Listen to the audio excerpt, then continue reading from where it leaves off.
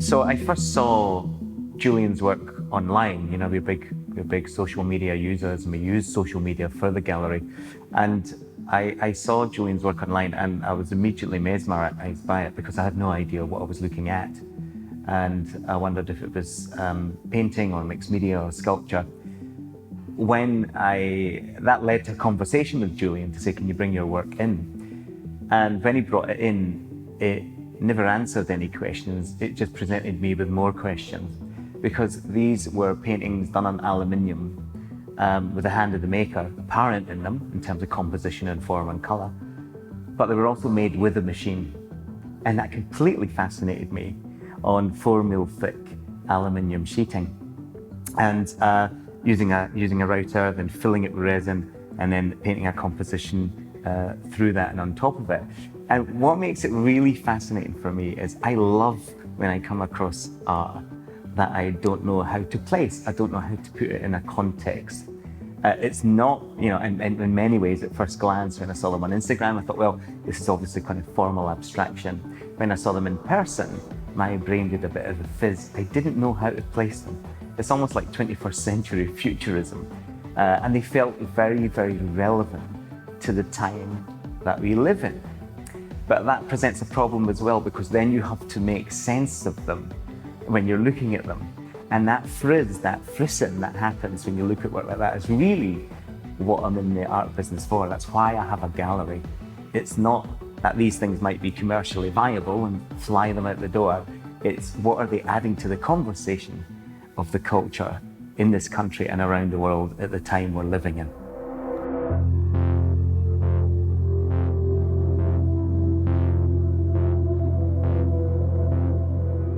It's been a really long journey to get to this point. I mean, I've spent more than a decade in art schooling along the way.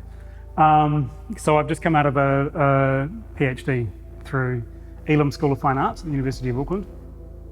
And this work was presented as part of my, thesis there, which was exploring the relationship painting has to digital technology. In a way, now everything the primary medium for viewing paintings is a phone screen or a tablet or a laptop. So there's necessarily an influence on what's happening to painting being exerted by those kind of interfaces.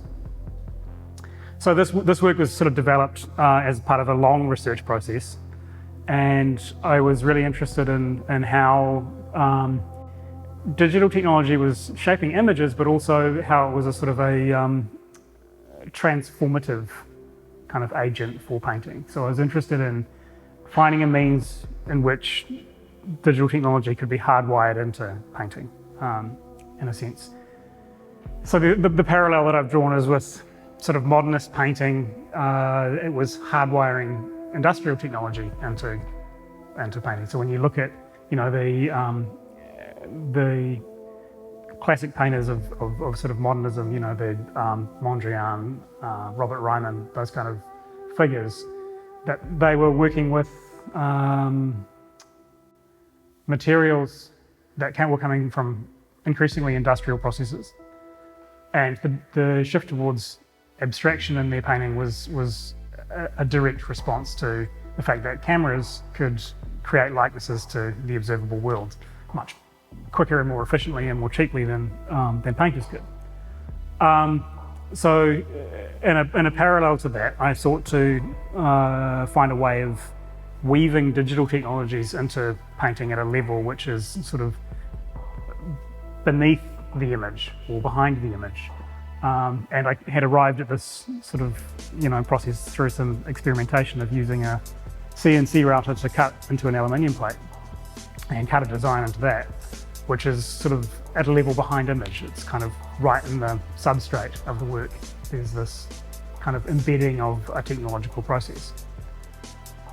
So that was kind of, how I was looking at bringing digital tech and robotic technologies, so very much of the 21st century, into something which is a really historic and storied medium.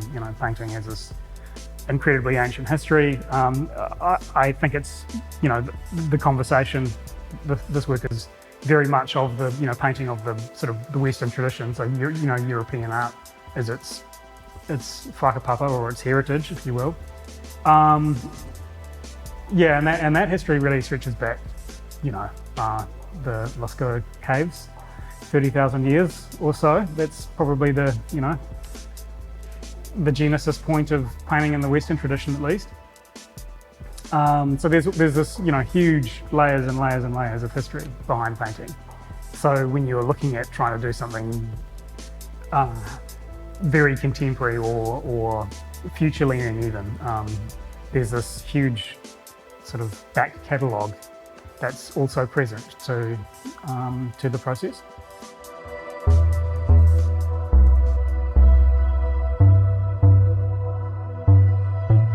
Because there is definitely something intentional about the sci-fi look to these works.